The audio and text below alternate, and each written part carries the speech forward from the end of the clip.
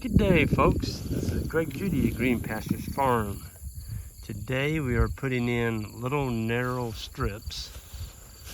I'm going to show you what we started with over here. We actually ran our strips kind of perpendicular here to this paddock. These are the bulls. We got 21 bulls in here, and so it's a relatively small herd. So we're just giving them from that reel that's hanging there to that reel that's hanging right there. It's just probably 60 feet wide by 300 feet. About the length of a football field. And I just wanted to show you, people ask you, why do you brush hog? You wasting your time brush hogging and all this. And yeah, there is a place and time for brush hogging. This farm would have been a good example. I brush hogged this. Let's see, we didn't last year, so we skipped it. So this is 2 years of growth. You see what's happening. The autumn ollies came in and just took it.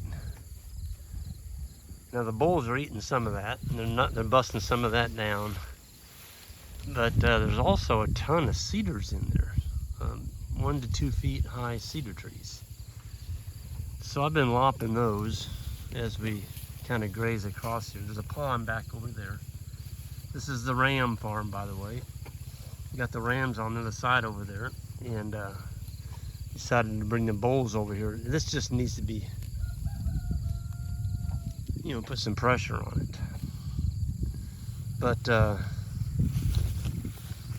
brush hogging doesn't kill them. It just kind of keeps them under wraps, so to speak. But to really get rid of this autumn ollies, you need to do what we did. There's Isaac and Ike. They're putting in another strip. I'm going to show you what we're doing over there.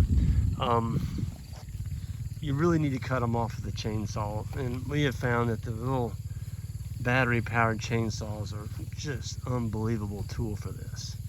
They're so light. They don't wear your arms out.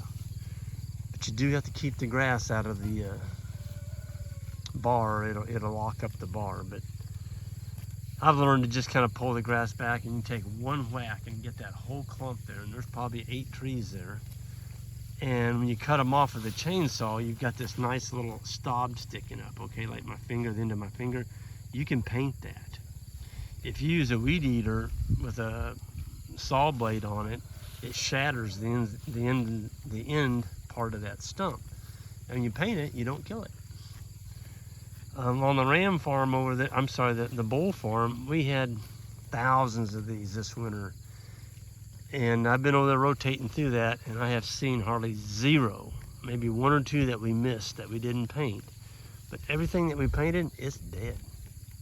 We killed it. So, I don't mind a few autumn ollies, but this is ridiculous. And, Brent, he's not happy with it either. And I told him, I said, Brent, if I come here and brush hog it, it's just going to grow right back. And so this is a project. We're going to tackle 1 ridge at a time. There's going to be 4 of us. 2 on chainsaws.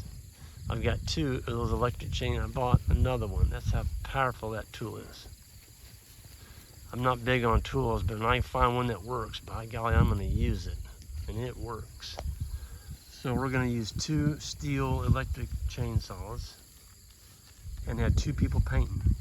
So you cut, and the guy comes right behind you there, and he paints that. You cut, you paint it. And you just start on the top of the hill. You just come down through and get them. And the guy on the chainsaw can bury the guy that's painting. So you could almost use 2 painters for 1 chainsaw. But you really got to educate your painter. You got to let them know that they are absolutely responsible for painting every single stump. When I say paint them, they need to be wet.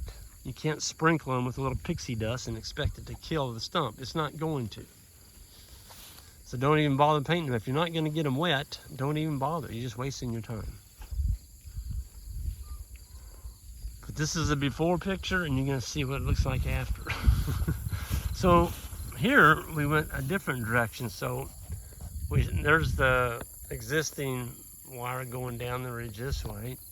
And you can see what we've done here. We put them every 16. Let's just step it off. There's 1, 2, 3, 5, 6, 7. So every 21 feet. These are long.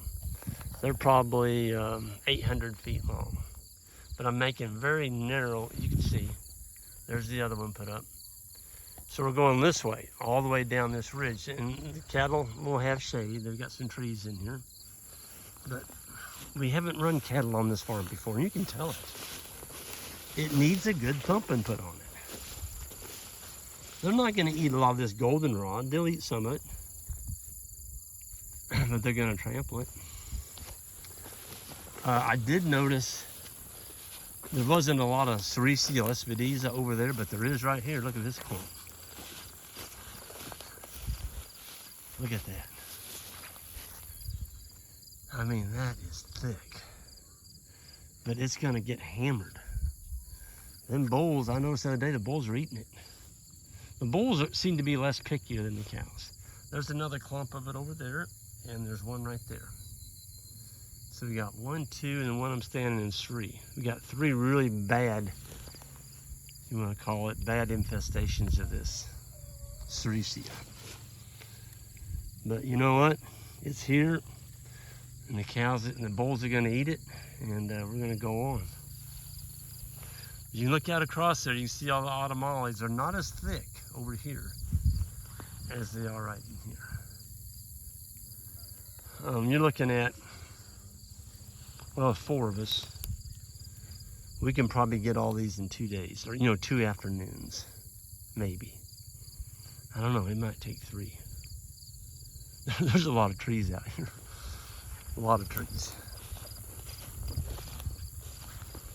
But I would rather go in and do it and get it done than have to come in here every year and deal with these darn things. I mean, this is the size to get them if you're going to cut them. Don't let them get, 8, 10, 12 feet high, and then you got more brush to stack. So we'll cut all these, and I'll probably bring my grapples. I've got the grapples on the tractor, and we just come over here and just push them all up into a pile, grab them, and run them down there in those woods and dump them over the fence. Make a rabbit-tat. Make some bunny rabbit habitat.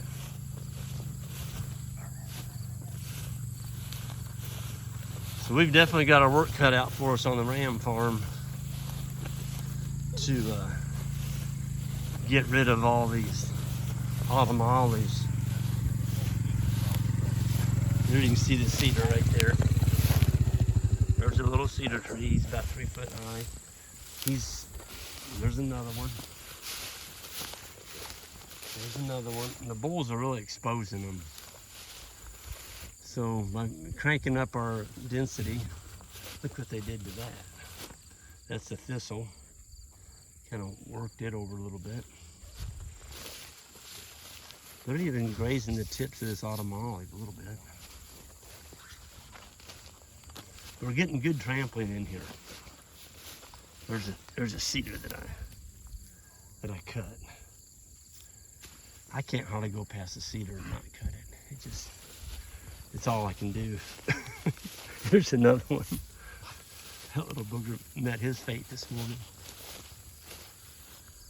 Yeah, my gosh, there's a lot of trees in here. It's gonna look nice, so I got a before video and we're gonna have an after video. So you see what it looks like before and after. With that, I'm gonna go ahead and sign out of here. Everyone have a good one, and check out that sheep video that I put out here last week about our auction. Anybody looking for some really good parasite-resistant St. Croix cross ewes out of our genetics, you can get them. They're in Alabama, and we're auctioning them on our website, greenpasturesfarm.net. So, folks, there's not a lot of good sheep out there. Most of them are being babied. They're feeding them grain, they're worming them, such. There's no money in sheep when you do that. You got to have sheep that can make it on their own. Look at that. That dang bull ate the top off of that. That's a thistle. He ate the rosette. Look at him. He's eating the flowers off of that thistle. Look at that.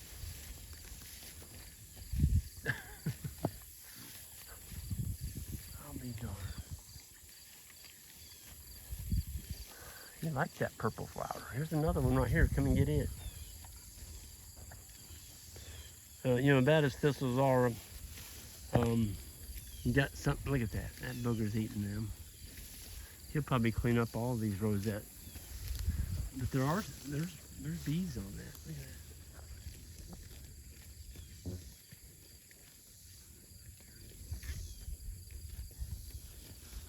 There's some kind of little ladybug right there. Yep. Folks, nature is not about monocultures. So, is that thistle bad right there? I don't know. It's probably fixing the soil. These autumn olives are all legumes, but you will have a solid autumn olive farm if you don't control those darn things. This is 1 year of not cutting them. 1 year. Yep. I mean, my goodness. If you want a forest of autumn olives, don't cut them, and that's what you'll have. But you're not going to make a living on that land. I guess you could if you went with all billy goats, you know, goats. They would probably do all right. But most livestock, a solid diet of autumn olives is probably not going to work so well for you. Got to have some forage, you know, some grass for your livestock. The bulls look really good. These are yearlings. These will be sold next year as breeding stock. There's going to be probably 1 or 2 that don't make it, and those will be turned into steers. They're looking good. Nice to have the weather again, mild enough that you think about doing other things. Isaac and I went fishing last night, and it's kind of nice to get out on the lake, and it's cool enough it wasn't miserable out. So everyone have a good one, and hit that subscribe button on the way out, and we'll see you next time.